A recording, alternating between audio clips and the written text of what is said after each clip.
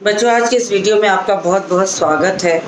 मैं आपको गद्य का पाठ 2 डायरी का एक पन्ना पढ़ाने चल रही हूँ, जो सीताराम सेक्सरिया का लिखा हुआ है। इनका जन्म 1892 और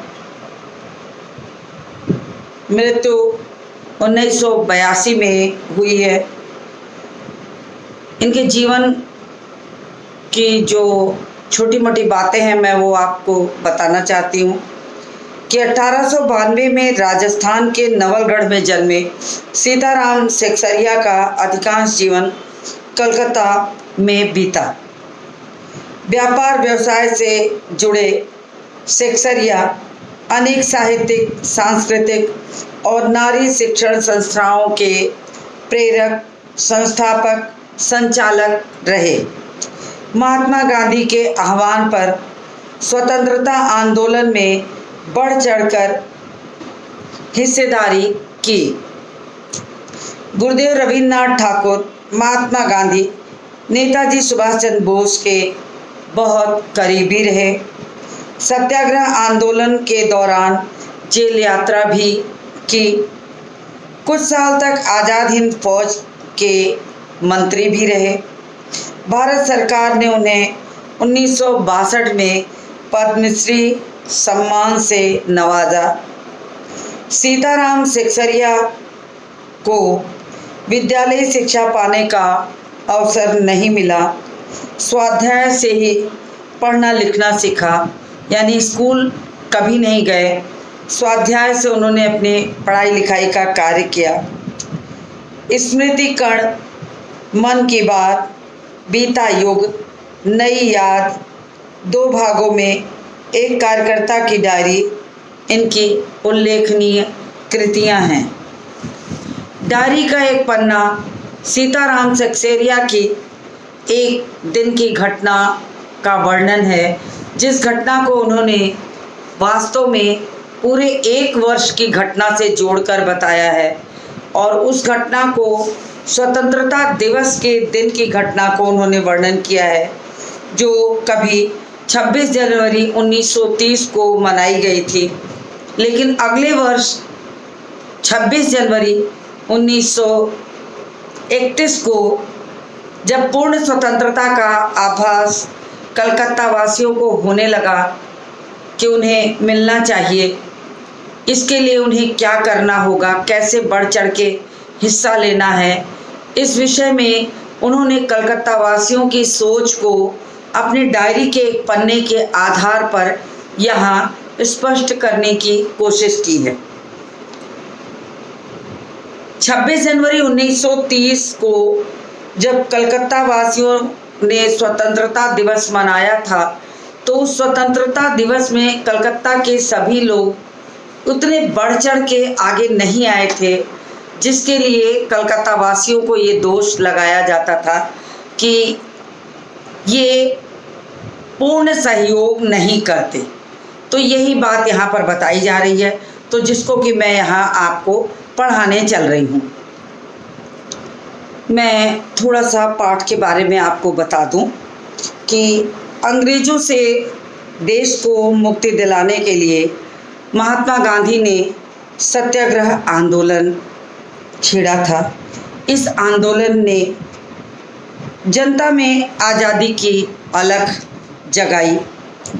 देश भर में ऐसे लाखों लोग सामने आए जो इस महासंग्राम में अपना सर्वस्व न्यौछावर करने के लिए तत्पर थे। 26 जनवरी 1930 को गुलाम भारत में पहली बार स्वतंत्रता दिवस मनाया गया। यह सिलसिला आगे भी जारी रहा। आज़ादी के 2.5 साल बाद 1950 में यही दिन हमारे गणतंत्र के रूप में लागू हुआ, गणतंत्र दिवस बना। प्रस्तुत पाठ में भी लेखक सीताराम सेक्सरिया आज़ादी की कामना करने वाले उन्हीं अनंत लोगों में से एक थे। वह दिन प्रतिदिन जो भी देखते, सुनते, महसूस करते, उसे अपने निजी डायरी में हमेशा दर्ज कर लेते थे। यह क्रम कई वर्षों से लगातार चल रहा था और इस पाठ में भी उनकी डायरी का 26 जनवरी 1931 का एक पन्ना हमारे बीच है, जिसे मैं आपको अभी पढ़ाऊंगी। अभी मैंने उसके बारे में थोड़ा सा आपको बताया है। नेताजी सुभाष चंद्र बोस स्वयं लेखक सहित कलकत्ता के लोगों ने देश का दूसरा स्वतंत्रता दिवस किस जोशो खरोश से मनाया। अंग्रेज प्रशासकों ने इसे उनका अपराध मानते हुए उन पर और विशेषकर महिला कार्यकर्ताओं पर कैसे कैसे जुल्म ढाए, लाठियां बरसाई, जेलों में लॉकअप में डाल दिया, सभा करने से रोक लगा दी। हर तरह की चीज़ें जो उस समय कलकत्ता में हुई उसका वर्णन यहाँ पर किया गया है। यह पाठ हमारे क्रांतिकारी कुर्बान देने वाले लोगों के, शहीदों के विषय में की याद दिलाता है। साथ ही यह भी उजागर करता है कि एक संगठित समाज कृत संकल्प हो तो ऐसा कुछ भी नहीं है कि वो कोई कार्य नहीं कर सकता। वास्तव में डायरी का पन्ना जो है वो इसी बात की याद दिलाता है कि यदि हम किसी चीज़ को ठान लेते हैं तो उसे अवश्य कर सकते हैं। तो मैं सबसे पहले पाठ को पढ़ूंगी, फिर उसकी व्याख्या करूंगी। तो सबसे पहले मैं पाठ को पढ़ने चल रही हूँ और उस आधार पर कुछ ज़रूरी शब्दार्थ को भी मैं यहाँ लिख देती हूँ, जो कि आपको लगता होगा कि आवश्यक है, जो पाठ के अंतर्गत आ सकते हैं। तो मैं थोड़ा सा यहाँ पर लिख देती हूँ। अमर का मतलब होता है जो कभी समाप्त न हो, जो कभी समाप्त न हो। पुनरावृत्ति का मतलब होता है दोहराना। पुनरावृत्ति का तात्पर्य है दोहराना, किसी भी चीज को दोहराना, उस कार्य की पुनरावृत्ति कहा जा सकता है। प्रचार का मतलब होता है संदेश दूर दूर तक पहुंचाना। संदेश दूर दूर तक पहुंचाना। लॉरी कहते हैं गाड़ी को, लॉरी है कहते हैं गाड़ी को। और मोनुमेंट शब्द इस पाठ में बहुत आया है। मोनुमेंट का मतलब होता है कोई स्मारक हो, मूर्ति हो, स्मारक कह सकते हैं, कोई मूर्ति हो, यादगार स्थल हो, या यादगार स्थल कह सकते हैं। मैं यहाँ यादगार स्थल लिख देती हूँ। उस चीज़ को हम मोनुमेंट कहते हैं, जो इस पाठ में बहुत बार आया है। और चौरंगी शब्द जो है कलकत्ता के एक बाजार की बात है, उसके लिए चौरंगी शब्द जो है कलकत्ता का बाजार है, कलकत्ता का बाजार। तो मैंने थोड़े से शब्द लिख दिए हैं। इसके बाद मैं पाठ को पढ़ती हूँ और फिर आपको समझाती हूँ कि क्या कहा गया है इसमें। तो मैं पाठ प्रारंभ करती हूँ, आप ध्यान से सुनिए। आज का दिन तो अमर दिन है। आज के ही दिन सारे हिंदुस्तान में स्वतंत्रता दिवस मनाया गया था और इस वर्ष भी उसकी पुनरावृत्ति थी, जिसके लिए काफ़ी तैयारियां पहले से की गई थी। गत वर्ष अपना हिस्सा बहुत साधारण था। इस वर्ष जितना अपने दे सकते थे दिया था। केवल प्रचार में 2000 रुपये खर्च किया गया था। सारे काम का भार अपने समझते थे, अपने ऊपर है, और इसी तरह जो कार्यकर्ता थे उनके घर जा जाकर समझाया था। अब ये कहानी की शुरुआत की जा रही है कि 26 जनवरी 1931 की घटना को जिसको कि वो पुनरावृत्ति कहते हैं। किस चीज़ की पुनरावृत्ति? 26 जनवरी 1930 की घटना की पुनरावृत्ति वो करने जा रहे थे, क्योंकि लोगों के मन में ये था कि सारे हिंदुस्तान में जो स्वतंत्रता की लहर दौड़ी है, उस लहर को वास्तव में कैसे ये दिखाया जाए कि हम उसको पूर्णतः आत्मसात कर चुके हैं। तो 26 जनवरी 1931 दिन की जो घटना थी, 31 के दिन की, उसका वर्णन सीताराम सेक्सरिया ने किया है और बताया है कि आज का दिन तो अमर है। जो आगे इस पाठ में घटनाओं का वर्णन आएगा, उन घटनाओं का वर्णन के बाद उस दिन का जो महत्व यहाँ दिखाई पड़ा है, उसी को, उस दिन को अमर कहने के साथ साथ उन्होंने अमर बताया कि ये दिन अमर है। तो उन्होंने मनाया कि इस वर्ष उसकी पुनरावृत्ति थी। यानी किसकी पुनरावृत्ति थी? उस स्वतंत्रता दिवस की पुनरावृत्ति थी, जिसको कि 26 जनवरी 1930 को कलकत्ता वासियों ने मनाया तो था, मगर उसको उतना बढ़ चढ़ के उन्होंने हिस्सा उसमें नहीं लिया था। तो आज जो उन्हें मौका मिला है, उसमें वो बढ़ चढ़कर हिस्सा लेने के लिए तत्पर थे। तो आज इसकी पुनरावृत्ति थी और इस वर्ष उसकी पुनरावृत्ति थी, जिसके लिए काफ़ी तैयारियां थी। अब इस पुनरावृत्ति में कलकत्ता के रहने वाले लोग, वहाँ के स्वतंत्रता संग्राम के में भाग लेने वाले व्यक्ति, महत्वपूर्ण व्यक्ति जितने थे, उन्होंने बढ़ चढ़ के इस बात को इस तरह से एक यादगार दिन बनाने की कोशिश की थी कि ये दिन हमेशा इतिहास में अमर हो जाए। तो उन्होंने बढ़ चढ़ के इसमें हिस्सा लिया। इस वर्ष जितना दे सकते थे उन्होंने दिया, मतलब भरसक प्रयत्न किया कि वो अपना पूरा योगदान इस स्वतंत्रता दिवस को मनाने के लिए करें। तो उन्होंने इस चीज़ को महसूस किया और साथ ही साथ सारे काम का भार उन्होंने अपने ऊपर ले लिया।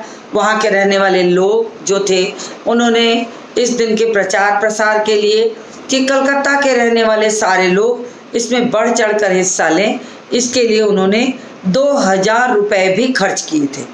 और उस 2000 रुपये के खर्च के साथ साथ उन्होंने ये पूरे कलकत्ता के मकानों को, वहाँ के सड़कों को बहुत सुंदर तरीके से सजाया और इस तरह से सजाया कि लोगों को ये लगे कि हाँ, वास्तव में कलकत्ता के रहने वाले लोग भी इस दिन की महत्ता को महसूस करते हैं और वो चाहते हैं कि हाँ, ये दिन जो है वो वास्तव में एक महत्वपूर्ण और एक अमर दिन बन जाए। इसके लिए उन्हें जितना भी कार्य करना है, उसके लिए वो तत्पर थे, करने को तैयार थे। अब सारे भार, यानी उस दिन उन्हें क्या क्या करना है, इसकी एक योजनाबद्ध तरीके से उन्होंने तैयारी कर ली थी। और तैयारी करने के साथ साथ उन्होंने ये भी मान लिया था कि उस कार्य को संपन्न करने के लिए कौन कौन व्यक्ति किस किस दिशा से कैसे कैसे आएंगे और इस कार्य को यादगार दिन बनाने के लिए क्या करेंगे। तो सारा काम उन्होंने महसूस कर लिया और इसके लिए बड़े बड़े कार्यकर्ता जो स्वतंत्रता आंदोलन में सहयोग कर रहे थे, वो जाते हैं और कलकत्ता के रहने वाले लोगों को पूरी तरीके से समझाया बुझाया, वहाँ के लोगों को दिखाया कि हाँ, कैसे हमें इस दिन को मनाना है। तो सब लोगों ने घर घर जा कर के इस यादगार दिन को अमर बनाने का प्रयास किया। आगे बढ़ते हैं। बड़े बाजार में प्रायः हर मकानों पर राष्ट्रीय झंडा फहरा रहा था और कई मकान तो ऐसे सजाए गए थे कि ऐसा मालूम होता था कि मानो स्वतंत्रता मिल गई हो। कलकत्ते के प्रत्येक भाग में झंडे लगाए गए थे। जिस रास्ते से मनुष्य जाते थे, उसी रास्ते में उत्साह और नवीनता मालूम होती थी। लोगों का कहना था कि ऐसी सजावट पहले कभी नहीं हुई थी। पुलिस भी अपनी पूरी ताकत से शहर में गश्त देकर प्रदर्शन कर रही थी। मोटर लारियों में गोरखे और सार्जेंट प्रत्येक मोड़ पर तैनात थे। कितनी ही लारियां शहर में घुमाई जा रही थी। घुड़सवारों का प्रबंध था, कहीं भी ट्रैफिक पुलिस नहीं थी, सारी पुलिस इसी काम में लगाया गया था। बड़े बड़े पार्कों और मैदानों को पुलिस ने सवेरे से ही घेर लिया था। अब इस दिन को अमर बनाने के लिए पूरी तैयारी चल रही थी। कलकत्ता के प्रत्येक मकान को बहुत सुंदर ढंग से सजा दिया गया था और सब पर राष्ट्रीय झंडे जो थे वो फहरा रहे थे। बड़े बाजार के प्रायः मकानों पर राष्ट्रीय झंडा फहरा रहा था। बड़ा बाजार स्थान है कलकत्ता का, जहाँ के प्रत्येक मकान पर राष्ट्रीय झंडा जो था वो फहरा रहा था। मकान बड़ी सुंदरता से झालरों से सजे हुए थे।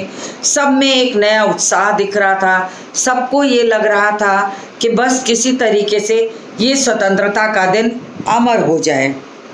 कई मकान तो इतने सुंदर सजे थे कि ऐसा देखकर मालूम होता था कि मानो उन्हें पूर्ण स्वराज्य मिल गया हो। उनके अंदर जो भावना थी उसे देखकर ऐसा लगता था कि मानो उनको पूर्ण स्वराज मिल गया हो। और कलकत्ते के प्रत्येक भाग में झंडे लहरा रहे थे, मकान सजे हुए थे। जिस रास्ते से मनुष्य जाते थे उसी रास्ते पर ऐसा लगता था कि लोगों में एक नया उत्साह और नवीनता दिख रही।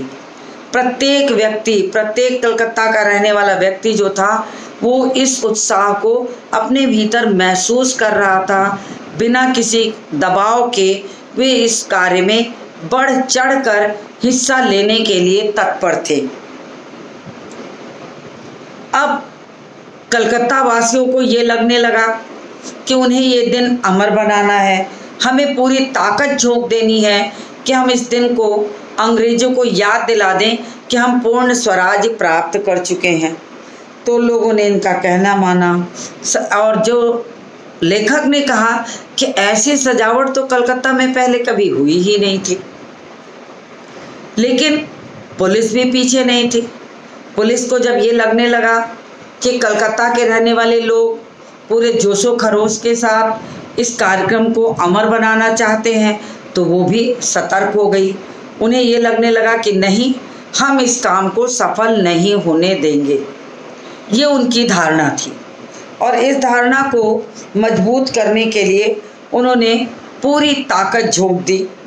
अब पूरे शहर में पुलिस जो थी वो समूहों में गश्त करने लगी, दौरे करने लगी और कहीं भी किसी भी व्यक्ति को इकट्ठा नहीं होने दे रही थी। और मोटर लारियों में सिपाही, गोरखे सब बैठ के पूरी तरीके से इस मोड़ से उस मोड़ तक यानी कलकत्ता के प्रत्येक चौराहे को घेर लिए थे। प्रत्येक चौराहे पर जा जाकर उन्होंने ये ठान लिया था कि वो इस कार्यक्रम को सफल नहीं होने देंगे। और चारों ओर लॉरियां जो थी वो घुमाई जा रही थी। और तो और घुड़सवारों का भी प्रबंध कर दिया गया था, जो घोड़ों पर सवार होकर के वे इस जगह पर इधर से उधर घूम रहे थे। उन्हें लग रहा था कि बस वो किस तरह से इस कार्यक्रम को सफल बना दें। और बड़े बड़े पार्कों, इसके लिए उन्होंने क्या किया, मोटर लारियों में सड़कों की गश्त लगानी शुरू कर दी। हर मोड़ों पर घुड़सवारों और पुलिसों का प्रबंध कर दिया गया। ट्रैफिक पुलिस हटा दी गई, बल्कि उन पुलिस का प्रबंध उन्होंने उन कामों में लगाया कि कलकत्ता के रहने वाले जो लोग थे वो इस काम को आगे न कर सकें। तो सारे जगह से बस कलकत्ता वासियों को रोकने का इंतजाम करने की व्यवस्था जो थी वो हो गई। और अंत में उन्होंने क्या, सारी पुलिस जो थी इसी काम में लगा दी। और तो और इसके लिए उन्होंने बड़े बड़े पार्कों और मैदानों को पुलिस ने सवेरे से घेर लिया। अब प्रश्न उठता है कि पार्कों और मैदानों को पुलिस ने सवेरे से क्यों घेर लिया होगा? क्योंकि वो जानते थे कि अगर वो ऐसा नहीं करेंगे तो कलकत्ता के रहने वाले पार्कों में इकट्ठा हो जाएंगे और जो लोग अपने घरों में हैं उनका भी आह्वान करेंगे। और एक उत्साह जब कलकत्ता के पार्कों से, मैदानों से लोगों तक पहुंचेगा तो सारे कलकत्ता वासी सड़कों पर उतर आएंगे और फिर क्या होगा कि पुलिस जो है वो कमज़ोर पड़ जाएगी। तो ऐसा कुछ किया जाए कि पार्कों को पहले घेर लिया जाए ताकि कोई तरह की सभा, रैली या समूह पार्कों में इकट्ठा ही ना हो, ताकि उनका काम भी सफल ना हो। अब पूरी व्यवस्था दोनों तरफ से थी, इधर पुलिस वालों की व्यवस्था थी और इधर कलकत्ता वासियों की व्यवस्था थी। तो उन्होंने बड़े आराम से पार्कों को घेर लिया था। आगे बढ़ते हैं। मोनूमेंट के नीचे जहां शाम को सभा होने वाली थी, उस जगह को तो भोर में 6 बजे से ही पुलिस ने बड़ी संख्या में घेर लिया था। अब कलकत्ता वासियों ने ठान रखा था कि मोनूमेंट पर पहुंचकर हम झंडा फहराएंगे। मोनूमेंट यानी एक यादगार स्मारक कलकत्ता के बीचों बीच चौराहे पर वहां पहुंचेंगे, जिससे कलकत्ता के चौमुखी जो समूह है, सारे शहर का जो समूह है, वो चारों ओर से वहीं इकट्ठा होगा और हम वहीं पर झंडा फहराएंगे, प्रतिज्ञा पढ़ेंगे और उस प्रतिज्ञा पढ़ने के साथ साथ हम क्या करेंगे कि पूरे कलकत्ता वासियों को ये बताएंगे कि किस तरह से हमें अपना स्वतंत्रता दिवस अमर बनाना है, यानी इस भारत में पूर्ण स्वराज्य लाना है। अब सिपाहियों को जब इसकी भनक लगी तो उन्होंने 6 बजे से ही सभा होने वाले समस्त स्थलों को घेर लिया। बड़ी संख्या में वहाँ पुलिस इकट्ठा कर दी। कई जगहों में तो भोर में ही उन्होंने कलकत्ता वासियों ने झंडा फहरा दिया, क्योंकि झंडे अगर कलकत्ता के प्रत्येक मकानों और सार्वजनिक स्थलों पे फहरते रहेंगे तो कलकत्ता के रहने वाले लोगों को तो इस बात का अनुमान हो ही जाएगा कि वास्तव में कलकत्ता का हर व्यक्ति इस सभा में भाग लेना चाहता है। जो उनके नाम पर एक कलंक था कि कलकत्ता वासी जो है सुस्त हैं, वो बढ़ चढ़कर हिस्सा नहीं लेते, स्वतंत्रता आंदोलन में पूरी तरीके से भाग नहीं लेते, वो उनके नाम का कलंक भी धुल जाएगा। तो ये बहुत बड़ी बात थी। अब इसके लिए उन्होंने क्या किया, उन्होंने भोर में ही उठ करके कुछ जगहों पे झंडे फहरा दिए। श्रद्धानंद पार्क में बंगाल प्रांतीय विद्यार्थी संघ के मंत्री अविनाश बाबू ने झंडा गाड़ा तो पुलिस ने उनको पकड़ लिया। अब वहाँ के श्रद्धानंद पार्क में, अंडरलाइन कर लीजिए आप लाइन को, श्रद्धानंद पार्क में प्रांतीय विद्यार्थी संघ के महामंत्री अविनाश बाबू ने ठान लिया था कि वे झंडा वहाँ गाड़ेंगे। और जैसे ही झंडा गाड़ने के लिए उस पार्क में वो पहुँचते हैं, क्योंकि कलकत्ता वासियों का मानना ये था कि वो सार्वजनिक स्थलों पर समस्त जगह भारत के झंडे को ऐसे लहरा देंगे कि उन्हें देखकर ही कलकत्ता वासियों को ये लगने लगे कि वो पूर्ण स्वराज्य प्राप्त कर चुके हैं।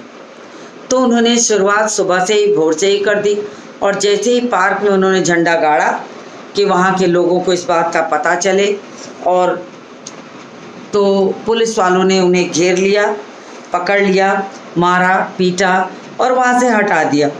अब तारा सुंदरी पार्क में बड़ा बाजार कांग्रेस कमेटी के युद्ध मंत्री हरिश्चंद्र सिंह झंडा फहराने गए, पर वो भी भीतर न जा सके।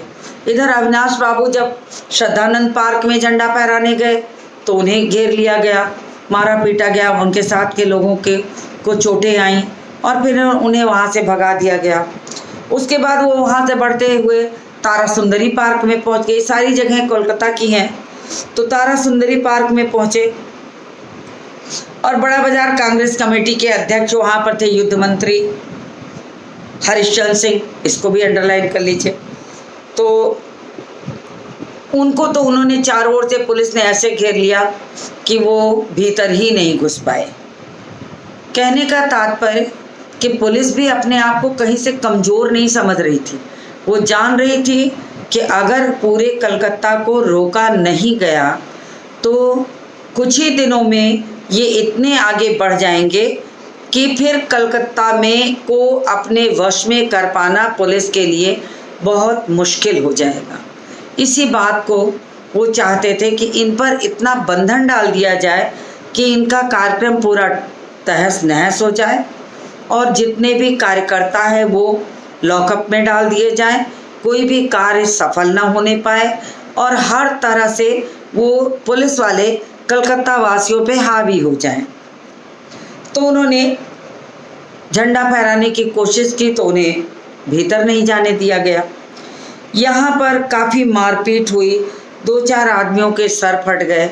अब जब वहाँ पर इस तरह की स्थिति आई तो दोनों ओर से हाथापाई शुरू हो गई। हाथापाई की स्थिति ये हुई कि बहुत सारे लोगों के सर फट गए, चोटें आईं। गुजराती सेविका संघ की ओर से जुलूस निकला जिसमें बहुत सारी लड़कियां थीं, उनको गिरफ्तार कर लिया गया। अब पुरुष तो पुरुष, महिलाएं भी वहाँ की जो थी कम जोशो खरोश से आगे नहीं बढ़ी, वो भी बहुत तेज़ी से आगे बढ़ने की कोशिश करती हैं। और उसका नतीजा क्या होता है कि गुजराती सेविका संघ की ओर से एक महिलाओं का जुलूस निकला, और महिलाओं का जुलूस जब निकला तो पुलिस को लगा कि अब थोड़ी मुश्किल आ सकती है। अब उन्हें लगा कि इन महिलाओं को भी गिरफ्तार कर लेना चाहिए, और नहीं तो ये महिला, पुरुष, बच्चे, स्त्रियां सबके सहयोग से कलकत्ता में एक ऐसी स्वतंत्रता की आग फैलेगी, चारों ओर उठेगी कि उसे रोक पाना पुलिस वालों के बस के बाहर की बात हो जाएगी। तो उन्होंने कोशिश की और अंततः क्या प्रयास हुआ कि वहाँ की लड़कियों को भी उन्होंने गिरफ्तार कर लिया। अब देखिए कि पुलिस वालों का जो रूप था वो क्या था। पुरुष तो जितने थे वो गिरफ्तार किए ही जा रहे थे, लेकिन महिलाओं को भी उन्होंने नहीं छोड़ा। लेकिन ये बात अवश्य पता चलती है इससे कि कलकत्ता की रहने वाली जो स्त्रियां भी थी वो भी स्वतंत्रता प्राप्ति के लिए बढ़ चढ़कर हिस्सा ले रही थी, और बढ़ चढ़ का हिस्सा लेने में उनको जो भी कार्य करना पड़ा उसे उन्हें लॉकअप में डालना पड़ा, उन्हें चोटें खानी पड़ी, उनके ऊपर लाठियों की वर्षा हुई, सब वो सह करके आगे बढ़ती हैं। लेकिन उनके मन में ये भावना नहीं आती कि वो किसी भी तरह से पीछे रहेंगी, ये बात उनके मन में आती है। तो उनको भी गिरफ्तार कर लिया गया। अब स्थिति क्या बनती है वो देखिए आगे। 11 बजे मारवाड़ी बालिका विद्यालय की लड़कियों ने अपने विद्यालय में झंडोत्सव मनाया। अब लोगों ने यहाँ तक किया कि विद्यालयों में भी झंडोत्सव मनाने लगे। उन्होंने झंडा फहराया, अपनी प्रतिज्ञा पढ़ी और भारत को स्वतंत्र कराने के लिए जिस किसी कार्य को उन्हें लगा कि करना आवश्यक है वो उसे पूरी तरीके से करते हैं, कहीं से भी वो पीछे हटने वाले नहीं रहती। तो जानकी देवी मदालसा, जो मदालसा बजाज नारायण आदि भी तमाम लोग महिलाओं के साथ इकट्ठा हो गई और लड़कियों को उत्सव का क्या मतलब समझाया गया। अब जानकी देवी मदालसा ने लड़कियों के बीच जाकर उन्हें इस उत्सव का वास्तविक मतलब बताया। कहने का तात्पर्य लड़कियों को ये समझाया गया कि ये जो उत्सव है वो एक अमर दिन है, भारत के इतिहास में इस दिन को अमर बनाना है, इसलिए उसका क्या महत्व है इसे समझाने का कार्य जानकी देवी मदालसा आगे बढ़ती हैं, लड़कियों को समझाती हैं कि कैसे इस कार्य को हम संपन्न कर सकते हैं। और उसके लिए उनके अंदर वो उत्साह भी जगाना था, क्योंकि वो लड़कियां थी। अगर उनका कोई अगुआ, हिम्मती, कोई अच्छा कार्यकर्ता नहीं होगा तो उन लड़कियों को इतना आगे बढ़ चढ़कर हिस्सा लेने का उत्साह कहाँ से आएगा। तो वो क्या करती हैं कि उनके अंदर का उत्साह जगाने के लिए वो हर तरह से उनको भी समझाती हैं। फिर उन्होंने क्या किया, एक बार मोटर में बैठकर सब तरफ घूमकर देखा तो बहुत अच्छा मालूम हुआ। अब इन लोगों ने ठाना कि अब किसी तरह इस मोटर कार में बैठकर पूरी कलकत्ता का एक भ्रमण करती हैं। तो उन्हें लगता है नहीं, कलकत्ता में रहने वाले सभी लोग बड़े उत्साहित हैं। घरों मकानों को देखकर, लोगों के कार्यकर्ताओं को देखकर, लोगों के अंदर के उत्साह को देखकर उन्हें ये लगता है कि बस अब हमारा काम पूर्ण हुआ, हम इस दिन को एक यादगार दिन बना सकते हैं। ये कह करके उन्होंने अपनी बात को वहाँ पर महसूस कराया वहाँ की लड़कियों को, और सब तरफ घूमा तो उन्हें लगा कि बहुत अच्छा माहौल है और कलकत्ता के लोग बहुत बढ़ चढ़ के आगे बढ़ रहे हैं। जगह जगह फोटो उतर रहे थे, अपने भी फोटो का काफ़ी प्रबंध किया गया था। 2-3 बजे कई आदमियों को पकड़ लिया गया, जिसमें मुख्य रूप से पूर्णदास और पुरुषोत्तम राय थे। अब पूरे कलकत्ता में इस काम का बढ़ा गया, बढ़ चढ़ के लोगों ने हिस्सा किया, फ़ोटो उतरवाई, और 2-3 बजते बजते पुलिस वाले और हरकत में आ गए और कई लोगों के साथ मुख्य कार्यकर्ता पूर्णदास और पुरुषोत्तम राय को भी वो पकड़ लेते हैं। अब उन्हें क्या लगता है कि अब हम हो सकता है इस कार्य को रोक लें, ना करने दें, लेकिन अंततः कलकत्ता वासी इस काम को करने के लिए उतावले हो चुके थे। तो मैंने आज आपको यहीं तक पढ़ाया है, इसके के आगे के हिस्से को मैं अगले वीडियो में लेके आऊँगी। तो आज की इस वीडियो को यहीं समाप्त करती हूँ और मिलती हूँ आपसे अगले वीडियो में।